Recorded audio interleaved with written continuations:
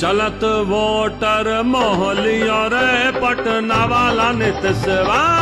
विपक्ष को ठेंगा दिखाई दिया रे दिखाया अपना जलवा फिर से बन गई डबल इंजनवा फिर से बन गई डबल इंजनवा विपक्ष का सब रस ले लियो रे पटना वाला नीतीशवा कुर्सी को फिर से पा लिया रे पटना वाला नीतीशवा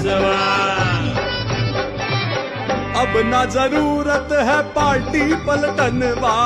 अब ना जरूरत है पार्टी पलटनवा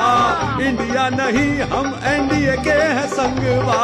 स्थिर सी सरकार बनाई लियो रे पटना वाला नीतीशवा सत्ता के सब रस ले लिया रे पटना वाला नीतीशवा